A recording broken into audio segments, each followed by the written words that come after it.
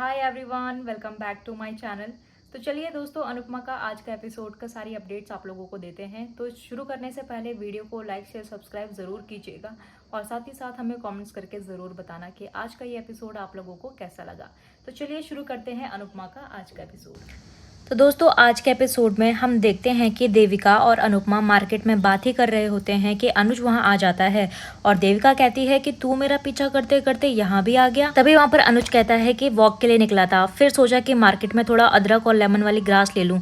तुझे तो पता ही है ना, मुझे होटल की चाय बिल्कुल भी पसंद नहीं है और मेरा गला खराब हो जाता है उससे, इसीलिए मैंने सोचा कि मैं खुद ही बना लूं। तभी वहाँ पर अनुपमा कहने लगती है कि ये लो चाय, भाभी इसके लिए बनाई थी लेकिन वो चला गया था तो मैंने सोचा वेस्ट क्यों करनी, इसीलिए मैं भर के लेकर आ गई। तो तभी वहाँ पर देविका कहने लगती है, वाह यार, आज तो तू और कुछ भी मांग लेता ना, वो भी तुझे मिल जाता। तभी वहाँ पर अनुज कहता है कि हाँ यार, मांग लेना चाहिए था मुझे। तभी वहाँ पर अनुज जो है चाय पीता है तो मुंह जलने की एक्टिंग करने लगता है। तो अनुपमा वहाँ पर डर जाती है और देविका भी डर जाती है। तो तभी जो है अनुज कहता है कि अबे यार, मैं मजाक कर रहा था। और तभी अनुपमा कहती है, देविका बैग से लॉके निकाल और इसके सर पे मार। तभी वहाँ पर अनुज कहता है कि इसकी ज़रूरत नहीं है देविका। तभी देविका कहती है कि हाँ सही कह रहा है, तुझे लौकी की ज़रूरत नहीं है, तुझे कोकोनट उठा के मार। तभी देविका जो है अनुज से कहने लगती है कि यार हमें हाउस तक छोड़ देना, और सारी सब्जियां उसको पकड़ा देती है। और तो अनुज कहता है कि अरे मैं तो वॉक करने के लिए आया था, ये क्या पकड़ा दिया मुझे। तभी हम अगले सीन में देखते हैं कि आदिक जो होता है वो शाह हाउस पहुंच जाता है। तो पाखी उसे कहने लगती है कि क्यों आए हो तुम यहाँ पर। तो आदिक कहता है कि मुझे अपनी बेटी से मिलने के लिए किसी के इन्विटेशन की जरूरत नहीं है। तभी वहाँ पर पाखी जो है कहती है कि अब मिल लिया ना तो निकलो यहाँ से, और ईशु का हाथ पकड़ के उसको लेकर जाने लगती है जबरदस्ती। तभी वहां पर आदित्य जो है वो उसका हाथ हटाता है ईशु का, तो वो गिरने ही वाली होती है कि वहां पर वनराज आ जाता है और वनराज पाखी को पकड़ लेता है। और पाखी कहती है, पापा देखा इसे, इसने मुझे गिराने की कोशिश की। और तभी आदित्य कहता है कि वो मुझे करने की जरूरत नहीं है। तो वनराज कहता है, जबान संभाल के। और तभी आदित्य कहता है कि आप अपनी बेटी को बोलो हाथ संभाल के, अगर उसने मेरी बेटी को हाथ भी लगाया ना तो मैं बर्दाश्त नहीं करूंगा। जितना आप अपनी बेटी के लिए प्रोटेक्टिव हैं उतना ही मैं भी हूँ। तभी वहाँ पर पाखी कहती है, पापा इसे कहो यहाँ से दफा हो जाएं, और पहली बात ये यहाँ आया क्यों है। तभी वहाँ पर आदि कहता है कि अपनी बेटी को हमेशा हमेशा के लिए ले जाने के लिए, मुझे पता है मेरी बेटी तुम्हारे साथ सेफ नहीं है और कल जो कुछ भी हुआ ना अब मैं दोबारा नहीं होने दे सकता, और वैसे भी तुम कितनी अच्छी माँ हो सबको पता है, इसीलिए ईशानी के लिए बेटर है कि वो अपने पापा के साथ रहें।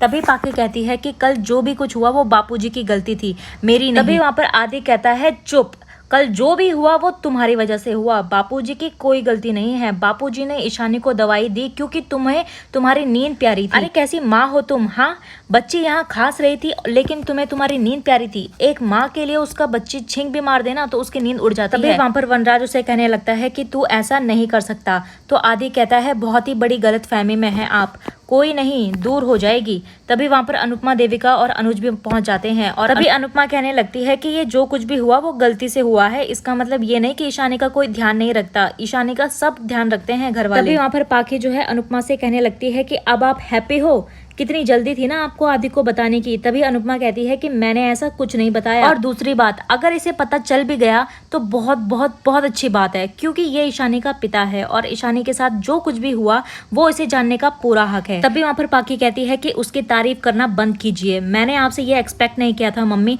मुझसे बदला लेने के लिए आपने इससे हाथ मिला लिया, आप क्यों मेरी बेटी को मुझसे अलग करना चाहती हैं। तभी अनुपमा कहती है, एकदम चुप, एक शब्द भी और बोला ना मैं ऐसा क्यों करूंगी। तभी पाखी कहती है, वो तो आप ही जाने आप ऐसा क्यों करना चाहती हैं, आपको जो करना था कर लिया ना, अब देखिए मैं क्या करती हूँ। आप मेरी बेटी को मुझसे अलग करना चाहती हैं, अब आप भी अपनी बेटी के लिए तरसेंगी। एक बेटी आपसे पहले ही नफरत करती है और दूसरी बेटी अब उससे भी ज्यादा नफरत करेगी, और इतनी की आप बर्दाश्त नहीं कर पाएंगी। और तभी वहां पर आदित्य कहता है कि ना तुम एक माँ अच्छी हो और ना ही एक बेटी। तभी वहां पर तोशु आता है और कहता है कि चल अब हो गया तेरा, अब निकल यहाँ से।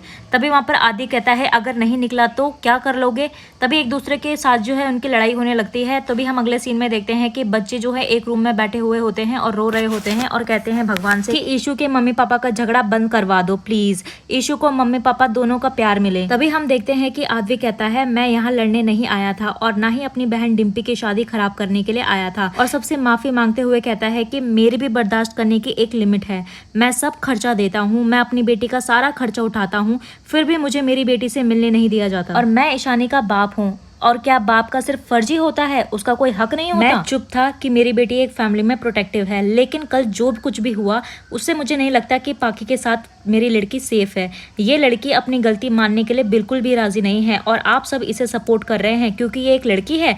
तभी वहाँ पर वो वनराज को कहने लगता है कि पापा, अंश आपका पोता है, फिर भी आप उसे देखे बिना नहीं रह सकते। तो आप सोचिए कि मैं अपनी बेटी को देखे बिना कैसे रह सकता हूं? प्लीज अंडरस्टैंड, शादी मेरी भी टूटी है, घर मेरा भी उजड़ा है और जिंदगी मेरी भी बर्बाद हुई है।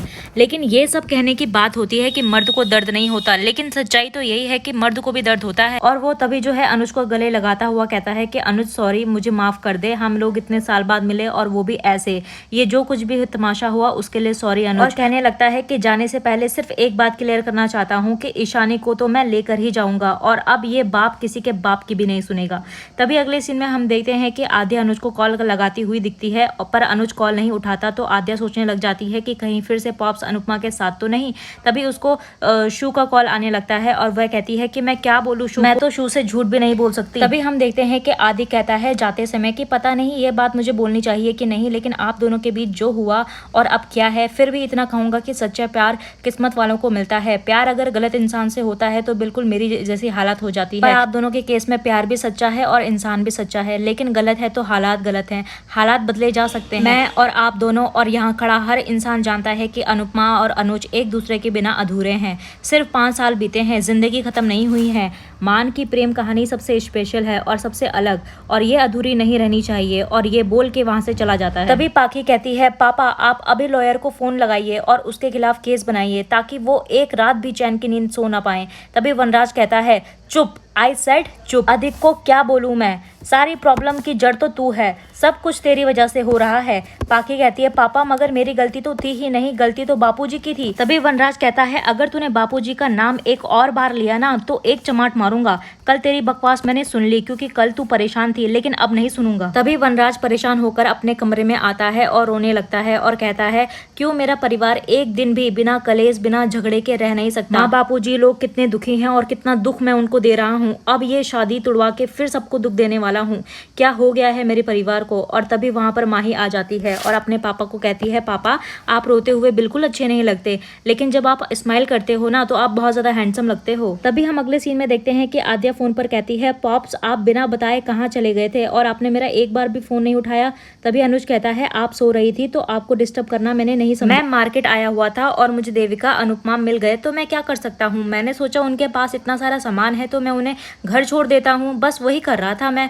तभी आद्या कहती है पॉप्स, आप हमेशा बार बार अनुपमा जोशी से कैसे टकरा जाते हैं। तभी अनुज कहता है कि किस्मत से, और कुछ। तभी अनुज कहता है कि आप मेरी बेटी हैं और आप ऐसा क्यों बिहेव कर रही हैं कि आप बहुत बड़ी हो गई हैं, ऐसा सवाल जवाब कर रही हैं, कोई ऐसा करता है क्या। Let me tell you one thing, अगर आप इस तरह से मुझसे बात करोगी तो मैं फोन काट दूंगा और बात नहीं करूंगा, सो यू डिसाइड प्लीज। तभी आद्या कहती है आई एम सॉरी पापा। तभी अनुज कहता है कि मैं अभी थोड़ी देर में आपको पिकअप करने के लिए आऊंगा and I don't need any drama.